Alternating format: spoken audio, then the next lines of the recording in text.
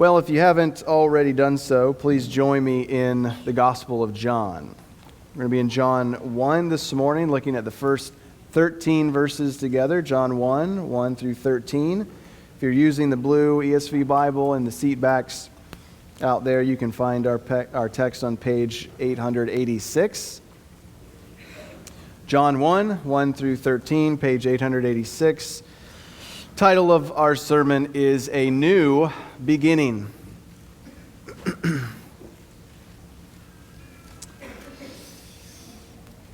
As you're turning there, I want you to think about your favorite movie, specifically your favorite opening scene to a movie.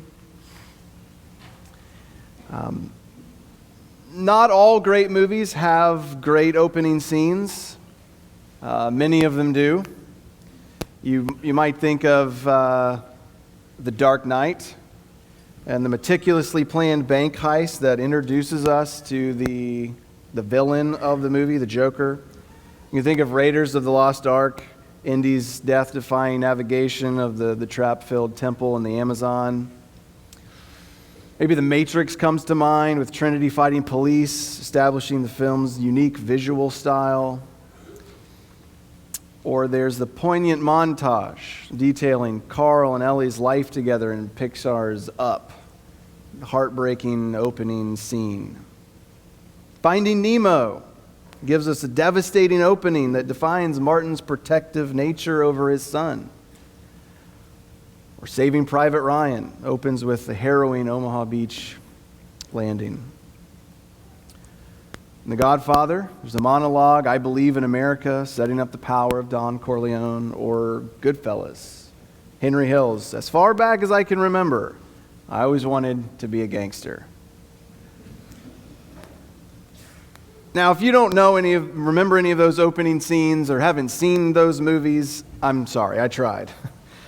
But the good news is that even if you don't remember those scenes, there is a movie whose scene that you surely do remember, or a book whose opening line really captures your mind. And the good news from there is that you can then connect to what I'm about to say now, is that when we come to John, we get one of those opening scenes that is and ought to be hard to forget. John opens this gospel in a most remarkable fashion. Not just the opening line where he quotes from the first book of the Old Testament, Genesis 1:1, in the beginning. That's striking in and of itself, but in the first 18 verses altogether, we're only looking at the first 13 this morning, but these opening verses paint for us a vivid picture concerning the subject of his writing. Now, interestingly, he does not name the subject of his writing until verse 17. But I trust you know who he's talking about, and so I'll give it away. He's writing about Jesus, the Christ, the Son of God, in whose name we mentioned last week in our introduction, he wants his readers to believe. So instead of naming Jesus, though, immediately he holds back. He draws us in, contenting himself at first to refer to this individual as the Word. And then in not quite poetic, but nearly poetic prose, very short, punchy, vivid statements with lots of repetition, he introduces us to this Word. Just glance for a moment at these verses and look at 1 through 13 and listen as I want to just highlight for us the repetition that John engages in here. What do you see? What you see, if you're looking for repeated words, you see beginning, word, God, beginning, made, life, light, darkness, witness, witness, light, light, witness, light, light, light, world, world, world, world, God, God.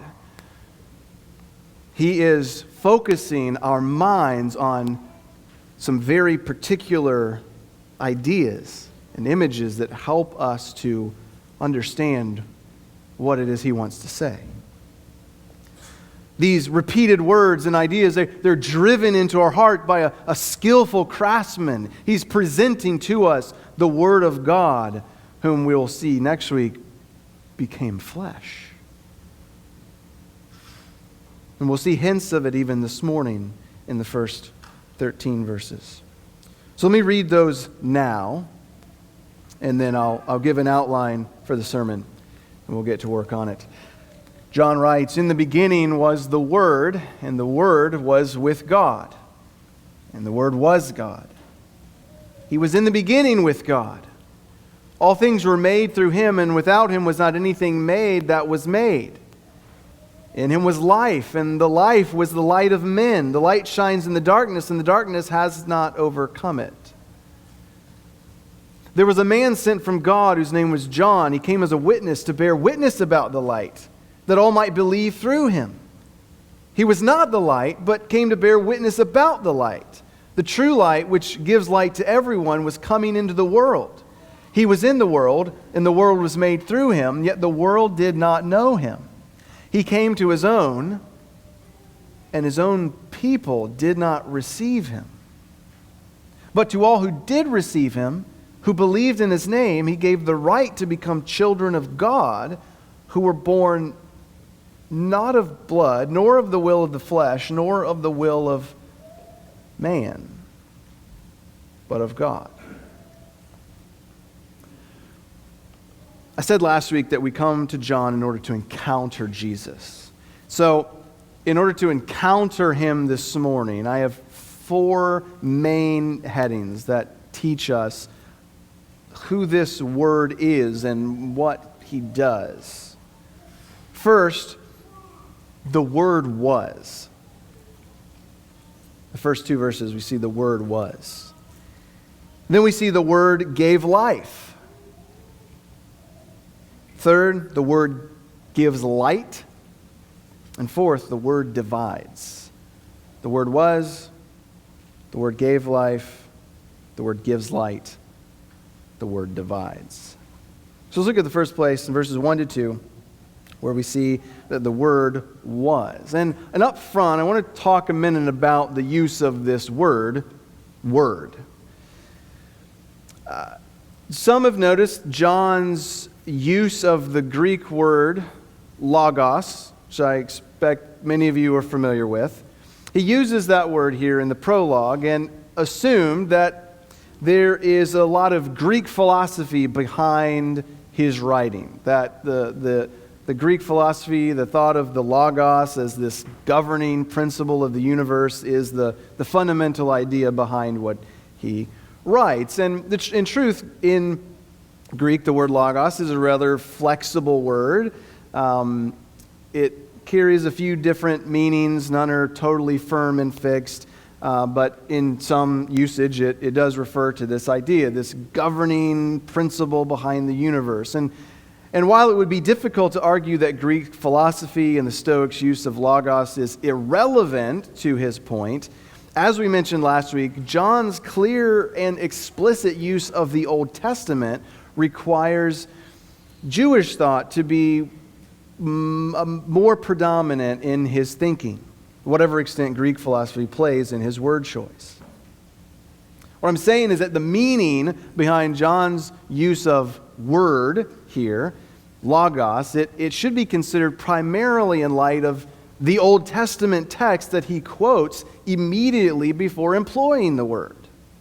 Right? As I said in the introduction, John begins his gospel with a quotation of Genesis 1:1. In the beginning, God created the heavens and the earth. Well, how does that help us to understand what John means here by word? What's going on in his usage? Well, what does Genesis 1 say to us about how God created the world? He spoke. And God said, and God said, and God said is it's the refrain throughout Genesis 1. And we'll come back to this idea of creation in a moment when we think about the Word and giving life. But we need to see first that by opening his gospel with a reference to the first creation, John is telling us that he is about to embark on a description of a new creation. That is, the Word was present at the first creation, so too is he present at the new creation. Though, as we'll see, it's not just that he was present at the creation, but it all came about through him. So that's about his use of the word was. But what do we learn about, or his use of the word word? What do we learn about the word in these opening couple of verses? Three things that I want to clarify about the word here in verses 1 and 2. One, the word was prior to the creation of the world. Two, the word was distinguishable from God. And three, the word was inseparable from God. The word was prior to the creation of the world. The word was distinguishable from God. Three, the word was inseparable from God. That the Word is said to be in the beginning. Right? In the beginning he was. We see this, in the beginning was the Word. And then in verse 2, he was in the beginning with God. This is John's way of setting the Word apart from the created order. He, contrary to various heresies throughout church history, is not a creation of God. The Word did not come to be, but the Word simply was.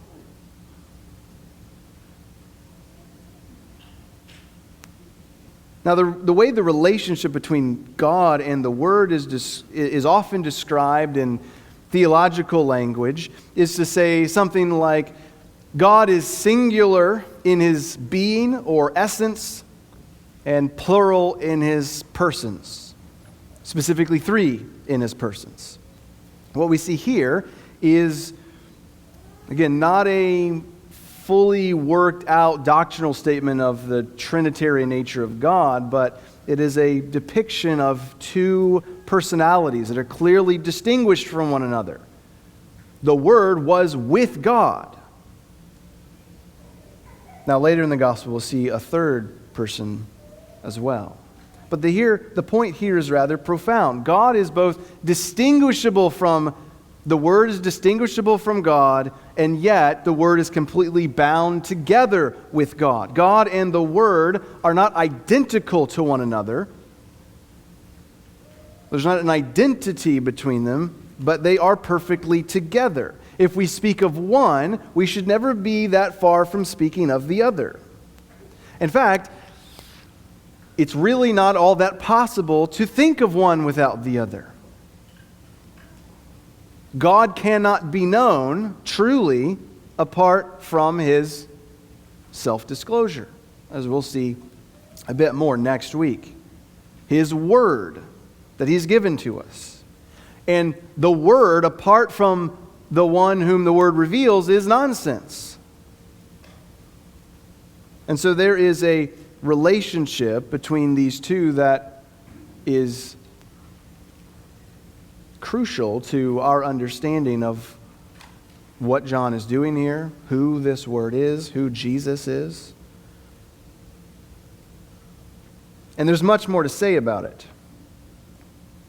between God and the Word in this relationship. And we'll see this more next week and really many, many weeks as we go from here throughout this gospel. But we'll more or less leave it there for now.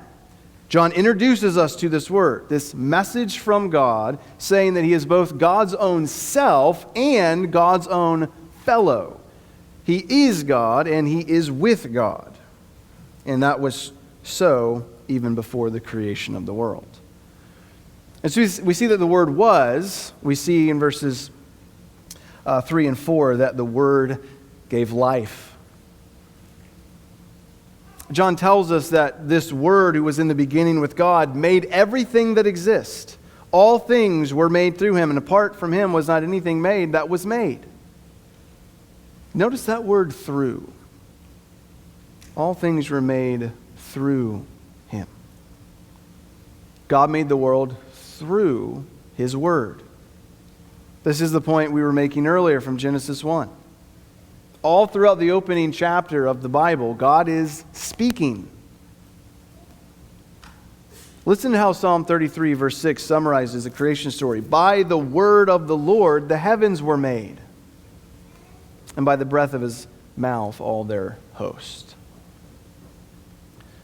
There are other New Testament passages as well that address this issue, specifically naming Jesus as the agent of creation. It's the Word here in John 1.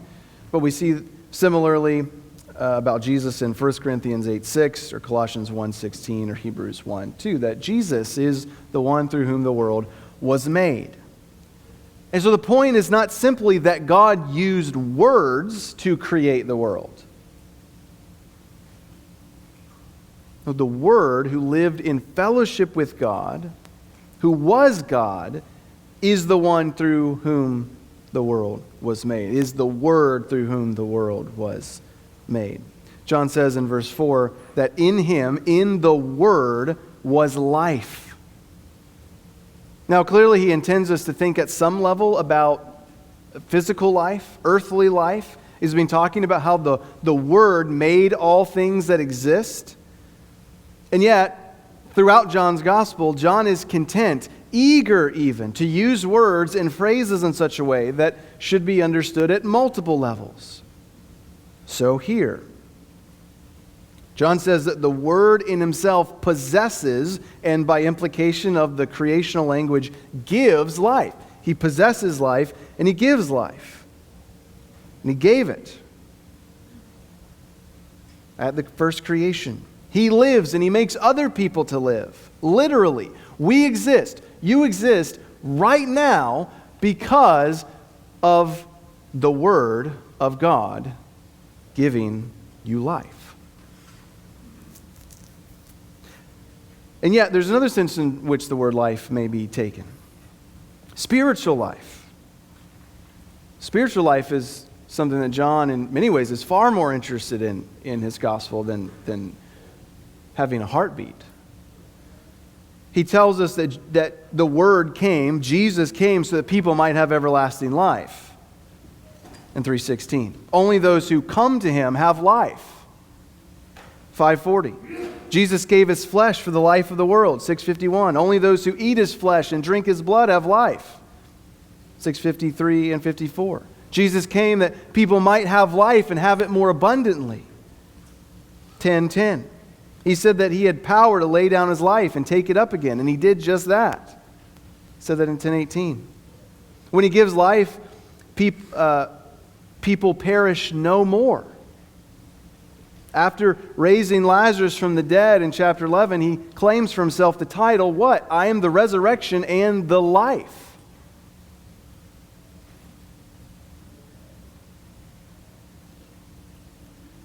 So the Word has life, and the Word gave life. And that's how John begins this introduction of Jesus, the Word of God. He shares in the divine attributes of God, and yet is distinguishable from him in his person. And as the one who has and gives life, we now see that the Word gives light in verses 5 to 9.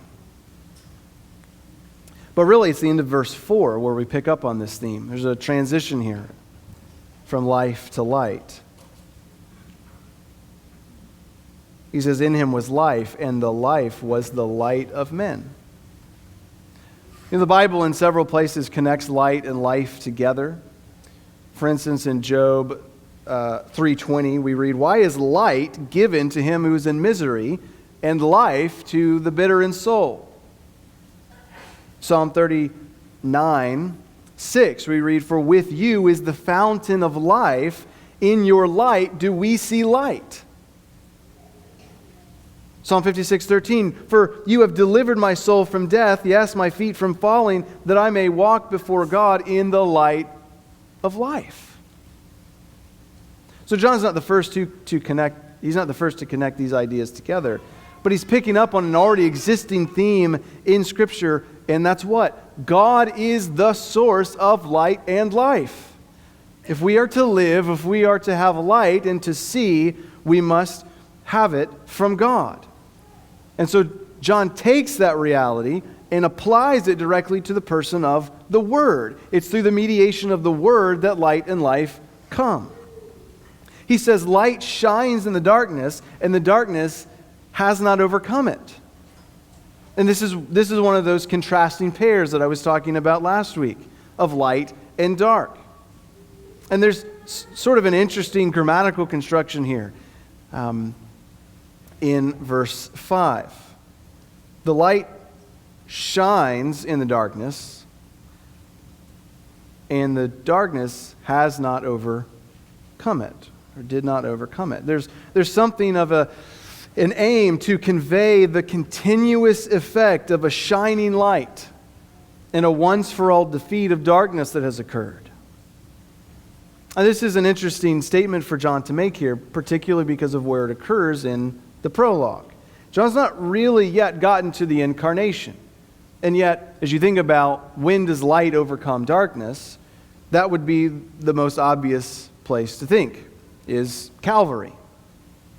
But he's likely operating on multiple levels here again. Right? What happened in Genesis 1? God spoke, and light, in a manner of speaking, overcame the darkness that was over the face of the deep.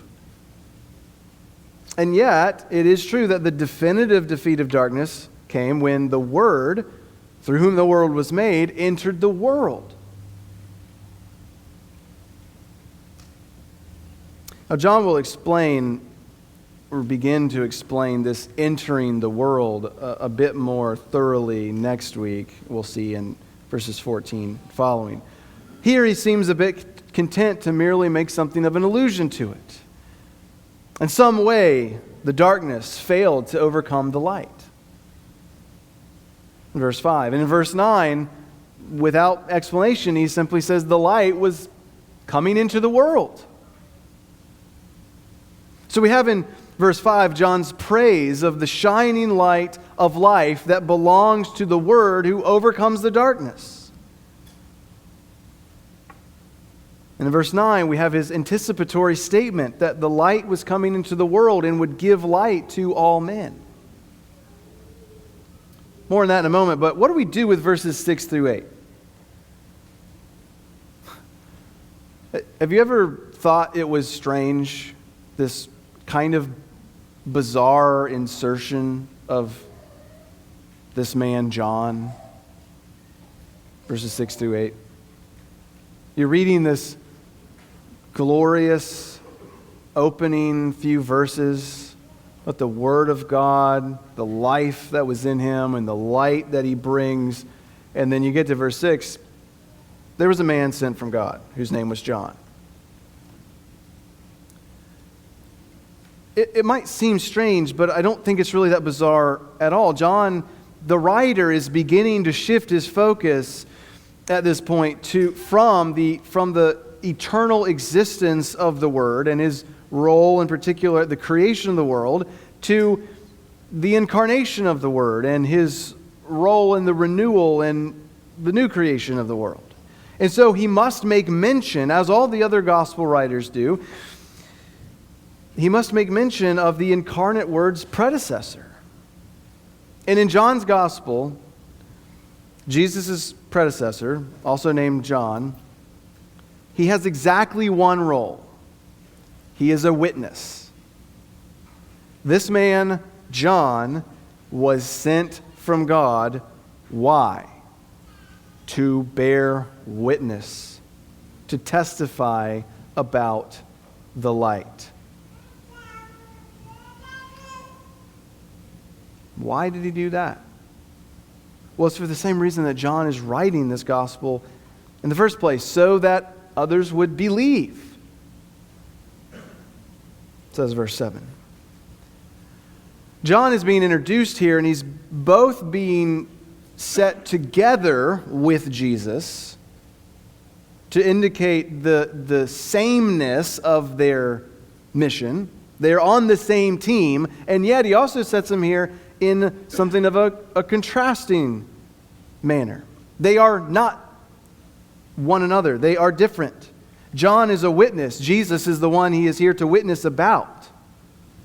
Now, he's not holding them, again, he's not opposing them to one another in a way that denigrates John.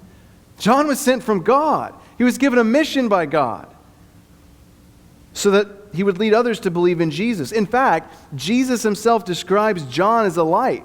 He says in chapter 5, 33 through 36, he says, "You sent to John, and he has borne witness to the truth. Not that the testimony I receive is from man, but I say these things to you that you may be saved. He was a burning and shining lamp, and you were willing to rejoice for a while in his light, but the testimony that I have is greater than that of John." So if Jesus says that John is a burning and a shining lamp, why does John here, the writer, say that John, the witness, was not the light? Well, it's because he wasn't the light. You can't see it, but "the" is in italics in my notes. The light. The true light. Right? John testified about the light, about Jesus. He was a burning and a shining lamp that gave light. But when the light comes, when the true light comes,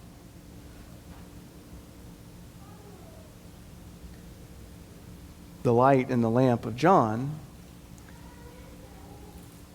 fades in comparison. Right? You don't take a flashlight out at noon.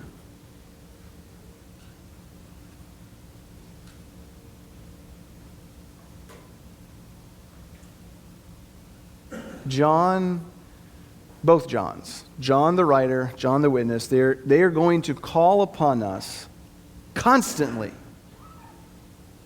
to look at Jesus. Look at him. That is what they are going to say together to us. Look away from John. Look at Jesus. Because he is the true light. Well, we see a fourth thing, and it's related to this idea of the light. We'll pick up in verse 9, but really looking at verses 10 through 13 here. The fourth thing is that not just the word was, the word gave life, the word gives light, the word divides. What does he divide? Well, the world. Starting in verse 9 again, he says, "The true light that was coming into the world is the light that gives light to everyone."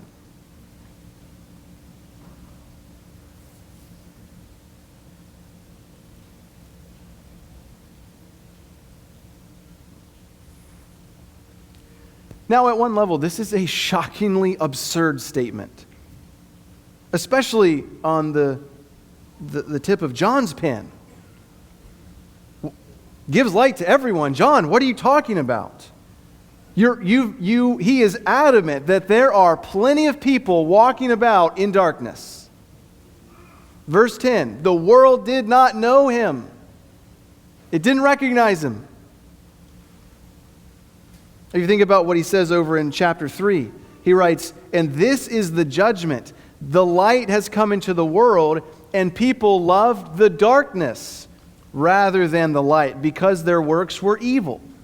For everyone who does wicked things hates the light and does not come to the light, lest his work should be exposed. But whoever does what is true comes to the light, so that it may be clearly seen that his works have been carried out in God." It's 3:19 through 21. So what is John saying here? This true light that gives light to everyone. Well, his point is not that the giving of light leads everyone to walk willingly in the light and to see the world properly.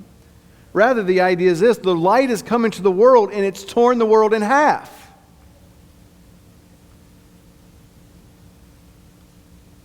This final word from God, this self-revelatory word of light from God, is the decisive issue in the world. What you do with Jesus of Nazareth is the most important question you will ever answer.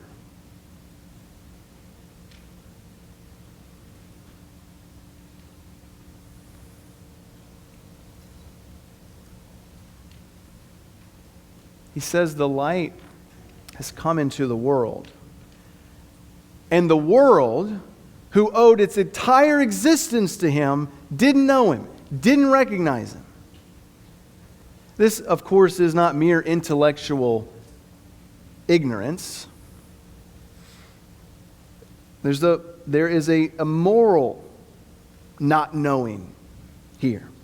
He says the light came to his own land, his own country, his home. And his own people didn't receive him. Israel, on the whole, didn't receive him. The gospel narratives and Acts bear this out quite plainly. They rejected him. Now, if it ended there, in verse 11, it would be pretty depressing. The light came into the world, gave light to everyone, and what? The world rejected him. His own people rejected him. But that's not where John ends. He goes on, he says, to those who did receive him, which, as the rest of the gospel makes plain, includes both Jews and Gentiles. He says, to those who did receive him, to them he gave the right to become children of God. And we come back a little bit here to the idea of the word, not just having given life at one point, but he gives life now. He doesn't just sustain us, having made us, but he gives new life now. Those who believe in his name, John says, are given the right to become children of God. And this occurs not on the basis of anything wrought by man, but by God. He says you must be born, and you must be born in a particular way.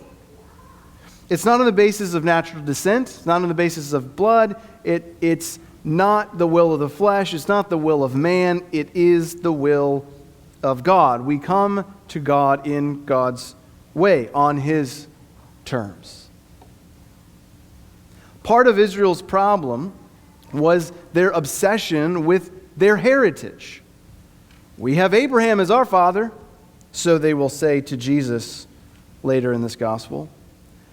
John is saying something that we will do well to heed. Physical heritage won't cut it. Your nationality, your ethnicity is not the most important thing about you. What is the most important thing about you?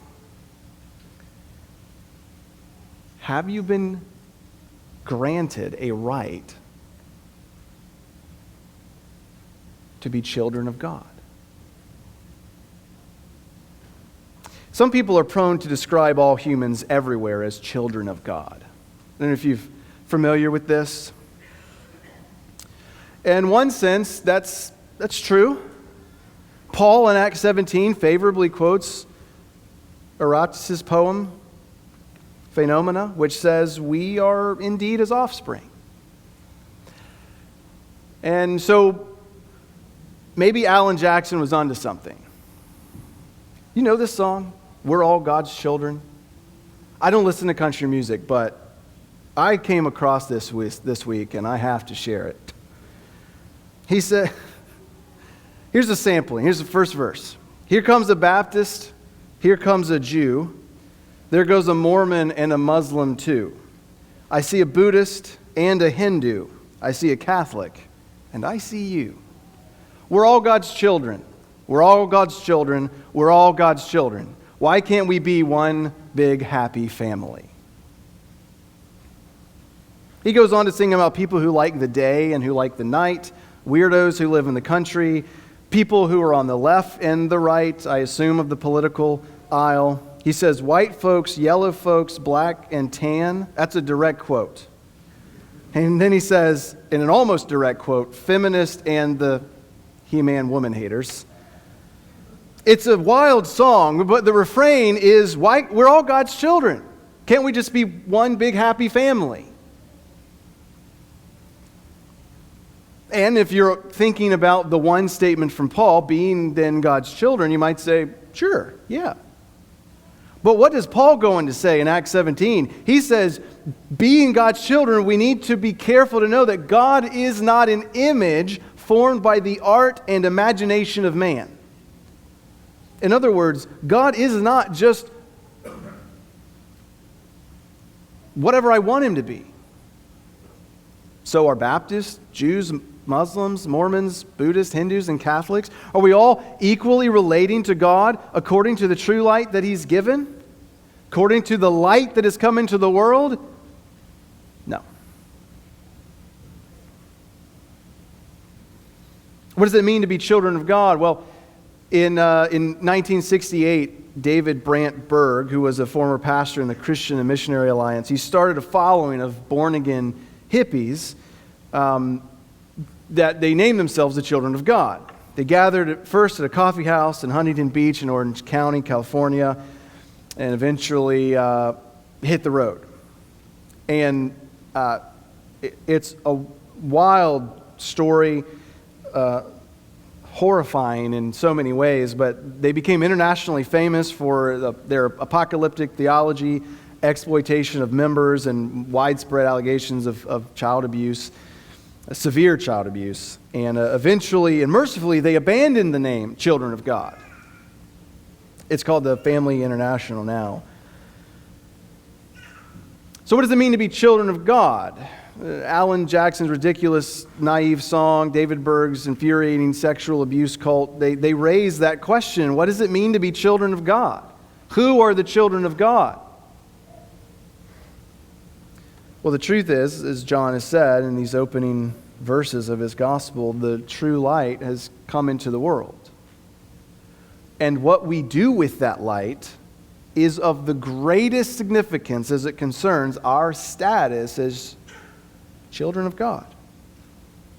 If you're going to enjoy the blessing of actually belonging to God's family, then we have to come to him through the light that he's given us, through his word.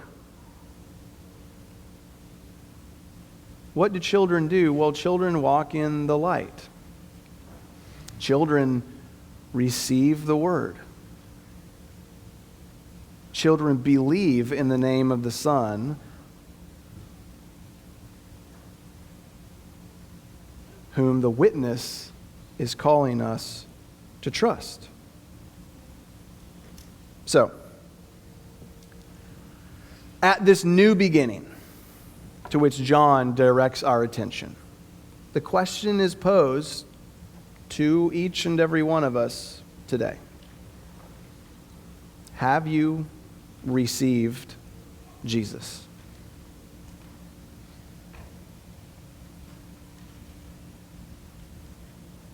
Have you received him?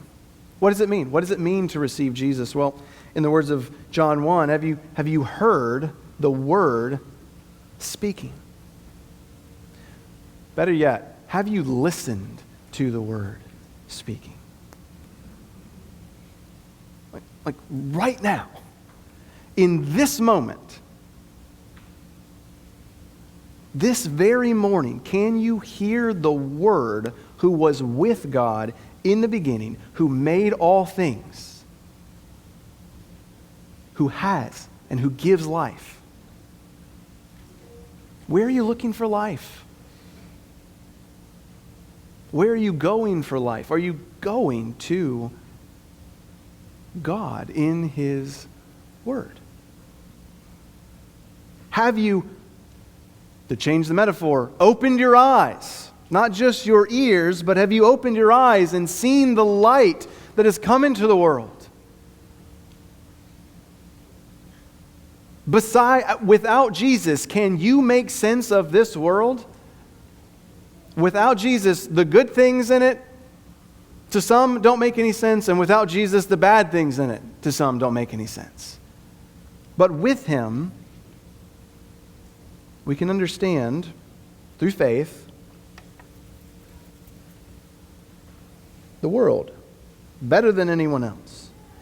Have you believed in the name of the Son of God?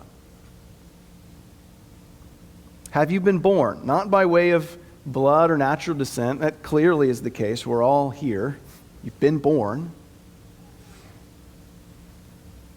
But have you been born,